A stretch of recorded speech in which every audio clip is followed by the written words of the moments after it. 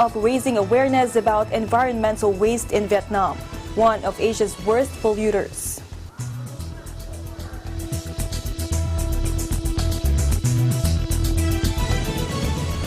A cargo ship has arrived at a Vancouver port carrying 69 containers of Canadian rubbish, which the Philippines government says was shipped illegally to Manila years ago. CTV showed the Anna Maersk docking at a port south of Vancouver just after 7 a.m. on Saturday.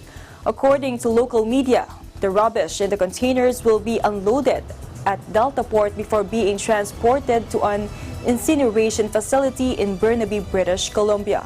The Canadian garbage was sent to the Philippines in 2013 and 2014, labeled as plastics for recycling, local media reported.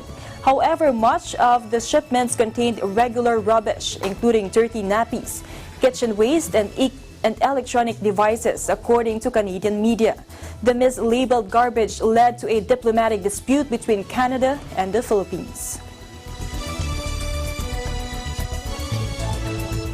After the tons of garbage which were illegally dumped in the Philippines in 2013 was shipped back to Canada over the weekend, Malacanang said it expects ties between the two countries to turn from being trashy to cordial. Presidential spokesperson Salvador Panelo made this remark following reports that the ship containing 69 containers of garbage had finally reached a port in Vancouver on Saturday. Panelo said that with the trash row resolved, the Department of Foreign Affairs or DFA could now send back their ambassador and consuls to North American country. Reports showed that the Canadian garbage hailing ship Anna Maersk arrived at Vancouver's Delta Port on early Saturday morning after rotting in the Philippines for almost 6 years. The waste, which was falsely labeled as recyclable plastics, is expected to be disposed of at an incineration facility in Vancouver. Canadian authorities said that they are looking for ways to hold responsible parties accountable. President Rodrigo Duterte earlier gave the Canadian government until May 15th to take back the trash, including used diapers, dumped by a private Canadian courier in the Philippines between 2013 to 2014. However, upon Canada's failure to meet the deadline to retrieve the trash, Duterte threatened to send the garbage back to the North American country himself. In other news, Malacanang called for stricter security protocol in Sulu in the wake of the twin blast that killed 8 people and injured several others. Presidential spokesperson Salvador Panelo said that the mere fact that suicide bombers were anywhere near a military post in Indanan town showed that there was a need to enhance security efforts. Panelo said that the incident should teach government authorities to ensure preventive measures to avoid similar cases in the future. Earlier, Panelo assured that authorities will harness all its might to run after all terrorist groups. He said authorities are suspecting the Abu Sayyaf group as responsible for the attack. On Friday, June 28, several people were killed after 2 alleged suicide bombers detonated the bombs they were carrying near the tactical command post of the 1st Brigade Combat Team in Barangay Kahatian, Indanan, Sulu. Still in the Philippines, despite President Rodrigo Duterte earlier admitting that he is inclined not to push for federalism, Malacanang said that hope for a shift to a new system of government is not completely lost. Presidential spokesperson Salvador Panelo said that the chief executive still had 3 years left before the end of his term, so anything was possible. Panelo pointed out that the problem between the two chambers of Congress is that they failed to agree on convening a constituent assembly. However, he said that Congress could still open its doors to a constitutional convention. A CONCON allows delegates to be elected per region, while a CONAS involved the Congress proposing amendments to the Constitution. On June 26, Duterte said he will no longer insist on pushing for federalism, but would still prefer to make changes in the 1987 Constitution, but did not elaborate what he meant.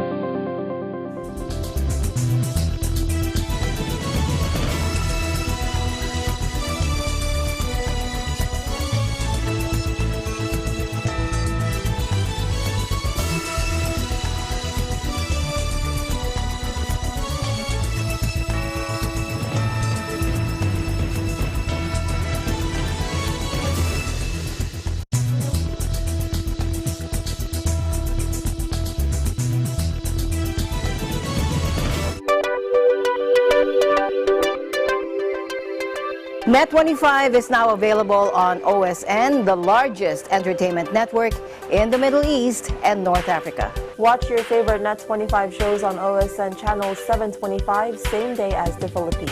Net25 shows live and on demand, Anytime, anywhere, on any mobile device on OSN Play. Hi everyone, I'm Maria Marikio and today I'm here at the Japanese Gardens in Portland, Oregon. If you want to experience greenery and unique landscaping, as well as peace, tranquility, tune in to EBC Digital Nest. I'm Maria Marikio and I'm 1 with 25.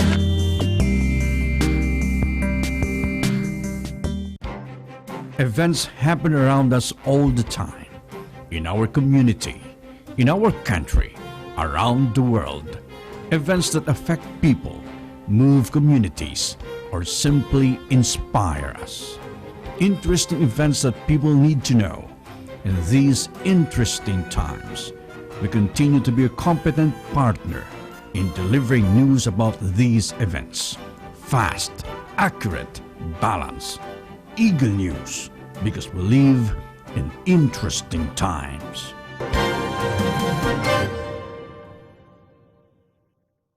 Landmarks, Linggo, alas 6 hanggang alas 7 ng gabi.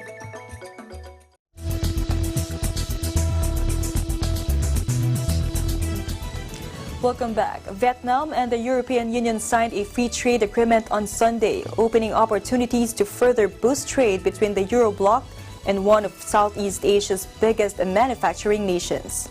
The agreement, which was signed by European Commissioner for Trade Cecilia Malmström and Vietnamese Trade Minister Tran Tuan An in Hanoi, Vietnam's capital, will eliminate almost all tariffs for goods traded between Vietnam and the EU's 28 member countries.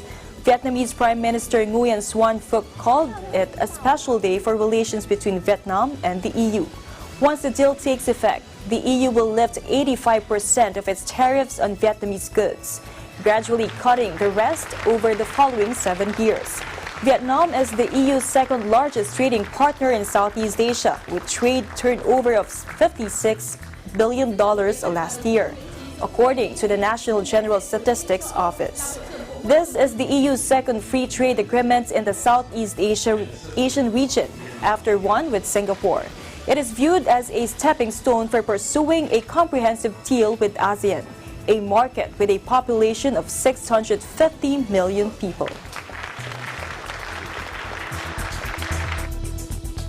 Meanwhile, the French and the Philippine governments on Friday concluded the 8th Philippines-France Joint Economic Commission, or JEC, meeting in Manila, agreeing to come up with more exchanges to increase trade and investment ties, as well as boost development cooperation. In the latest JEC meet, the two nations have opened new inroads as a result of ongoing shipbuilding and maritime industry agreements, which will pave the way to the entry of French companies to the Philippines, according to Trade and Investment Secretary Ramon Lopez. Infrastructure and transportation-related projects were also identified by the two partners. Among items discussed were information and communication technology, infrastructure development, cable car systems, rapid bus transit systems, industrial park development, and even international food terminal, Lopez said. Lopez said the Philippines JEC is the longest-running economic meet in the country. Aside from developing trade and investment ties, French Minister of State Jean-Baptiste Lemoyne said France is also interested in expanding cooperation with Manila in research, culture, and defense and security. On the sidelines of the JEC meeting in Manila, Lemoyne met with Foreign Affairs Secretary Locsin Jr. Locsin earlier said Paris has offered some of the best military hardware to the Philippines. Prodded for a categorical answer, the French official said the Philippines has to state what is needed. Lemoyne did not provide further details but said they are hoping to welcome Defense Secretary Delfin Lorenzana in the coming months to Paris to further discuss this aspect of cooperation.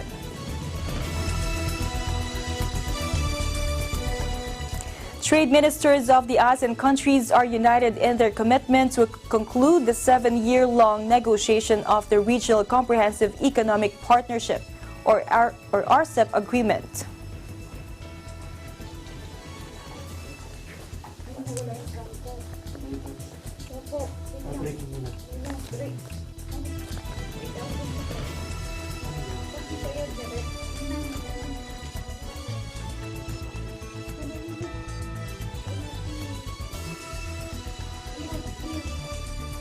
Philippine Trade Secretary Ramon Lopez said with the challenges being faced by the multilateral trading system right now and the protectionist stance of some countries, there is a need to reinforce the trust on the international trade rules and the free interface of economies, especially in the ASEAN region and its trading partners.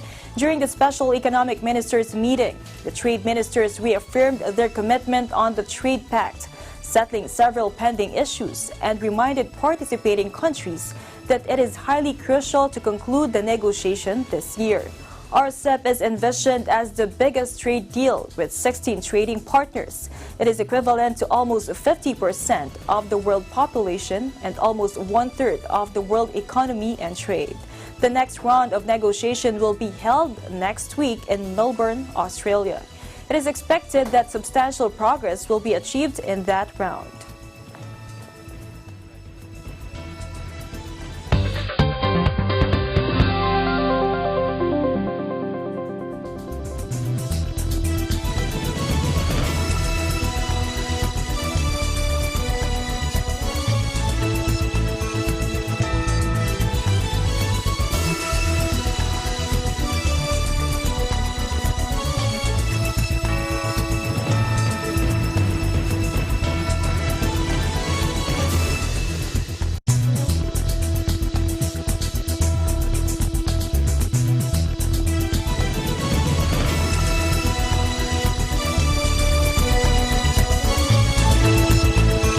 Innovation, digital disruption, globalization. Startups, micro, small and medium enterprises, as well as large corporations all face interesting challenges in the market today. Peek into the world of exciting opportunities and partnerships to drive growth with the latest business news and information. We are open for business. Your weekly dose of entrepreneurial inspiration to update you on the latest developments in the world of business. Get close and personal with CEOs and thought leaders to help you discover valuable insights. Sharpen your instincts for smart decision making with the latest markets and economic trends, disruptive ideas, global innovations, social entrepreneurship, and other leading edge business ideas. Join the conversations to create a more vibrant environment for entrepreneurship. Catch Open for Business every Saturday from 5 to 6 p.m. Open for Business, from vision to action.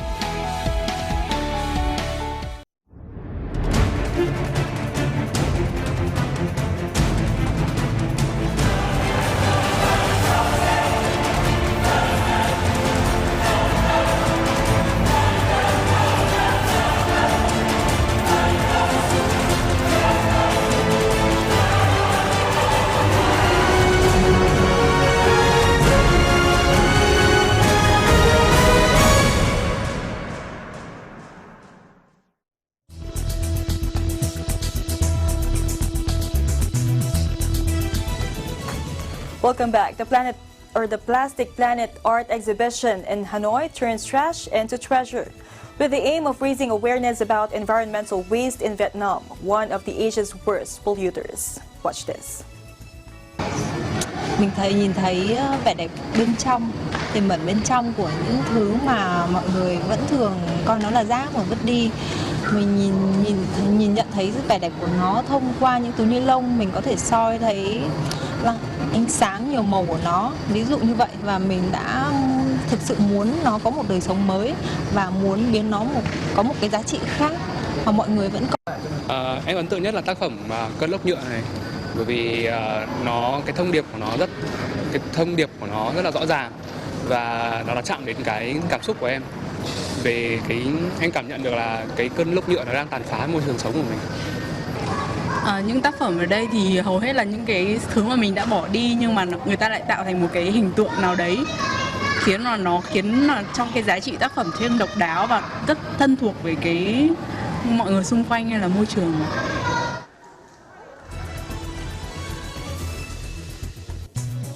In other news, a stunning 3-goal comeback Saturday in Ipoh gave Perak a 3-0 win over Pahang for a 4-3 aggregate victory and a spot in the Malaysian FA Cup final.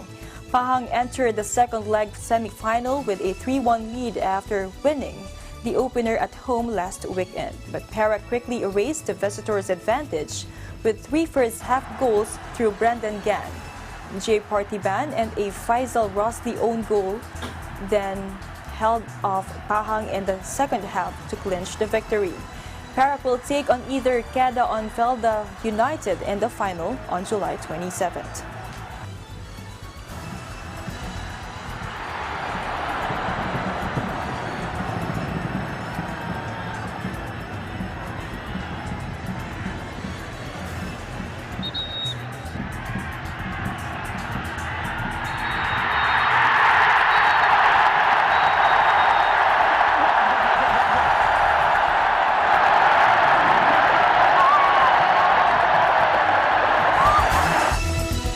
And that is the latest news in the Southeast Asian nations. Stay updated about the ASEAN region. I'm Judith Timera, and I'm on with 25.